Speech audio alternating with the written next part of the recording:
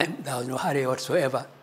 Once cross by cross, sentence by sentence, would it be right to do this? Would that be wrong to do this? The way I meant it said that way. Dr. Malami was very specific. That's why he was called to me the law. He knew the law inside out. So immediately saw you trying to go somewhere off the line, said, no. This is not the way we are going. We are going that way. So I'm not surprised it took some time. As you just alluded to now, the cost of governance is prohibitive. In the light of our present reality, should Nigeria reconsider the bicameral legislature? I don't think there's any need for bicameral system. What you need is one House Assembly or House Representatives. You reduce the cost.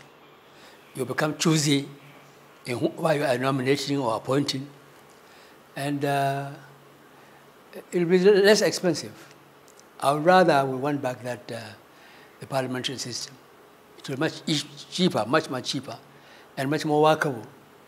Because if it was only one house, you make have they have more time to devote on those particular items that was before them, rather than divert attention to something else.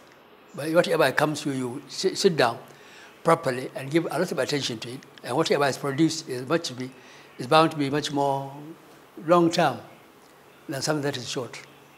While in England, you were involved in the organization of the London branch of the Northern People's Congress, and you were said to have returned home in 1963 with the intention of being a politician. But that didn't happen. What derailed that dream?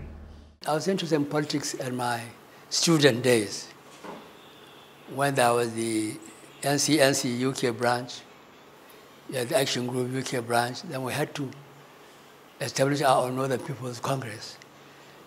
And as the Secretary General of that party, late Kaloma Ali, who would later become a minister under Sani Abacha, was our chairman. It was necessary to seek to defend your interests. All three political parties were trying to defend their own interests. So we thought that we might as well also establish our own party and look after our interests. But I must say, under those conditions, we had this attitude of Nigeria was one. All this problem about, ethnicity and pride, tribe, and so on, they were there, but they are not so much propelled to whatever you are doing then. You are doing it in the interest of Nigeria, where Igbos and Yorubas in various committees are sitting down, trying to play together, and we work together. I'll give you an example. For example, in the MPC, you have got the late Ahmad Bello, who was the president of the party, and Rabalewa was the prime minister. He was the same political party. They are always feeling out what was happening in the country, what was happening in my constituency. And the other constituency was smaller. They are in a position to know what they are looking for, what the problems were, and they were prepared to give attention to it. And I must say, those politicians in those days, they are much more serious. They are dedicated to this welfare of the country. Unfortunately, as you grew up later, as we saw, so many things went wrong. You either think I'm a Yoruba man, so I must protect my interests in Yoruba or Igbo. But I wish it would be possible to go back to one system. So what do you think went wrong along the way? How did we arrive at this point where ethnicity and tribe and religion has come to become so important? They often say the British are responsible. When you are together, when they are controlling Nigeria, they want everything to be smooth running. But as they are going out, they want to create divisions. And if they create divisions, there will be so much turmoil and misunderstanding, and they will benefit out of the turmoil and misunderstanding. I don't know whether in the end that was really justified, but there must be some element of truth in that. But it's been 57 years since the British left, and we're still struggling with these issues. Once you establish something, whatever you establish, you create problems with it. You create that feeling, or the British created it, and we learned about it as they left. We just continue because the Yoruba man benefited more out of that type of situation, the Hausaman got more out of that situation.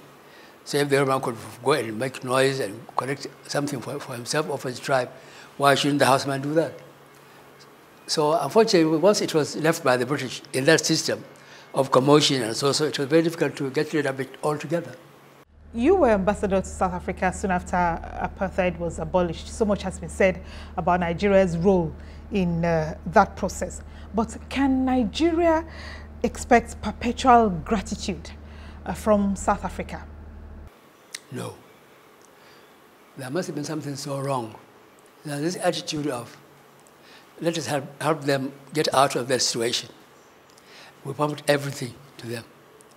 But there was no follow-up of saying, we did this so that when you become liberalized, when you're independent, you can work together.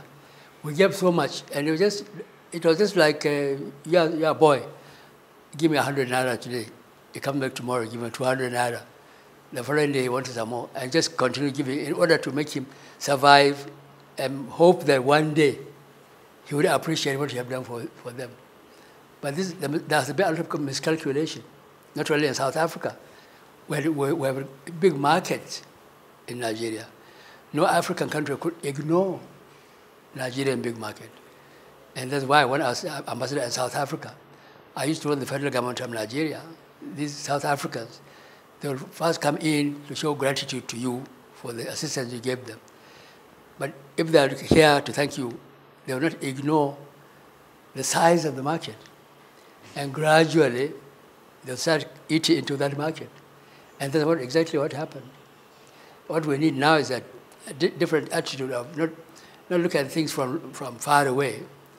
Get to know exactly, there must be some very, very few people who create problems so they could gain out of the creation of the problem. But we have not been able to do that up to now. Identify the particular areas where Nigeria could say, look, we cannot afford this problem here, and we must go that way. And the younger ones also have had no knowledge of what Nigeria did for their predecessors. We did so much for those that were living at the time, and they're always appreciative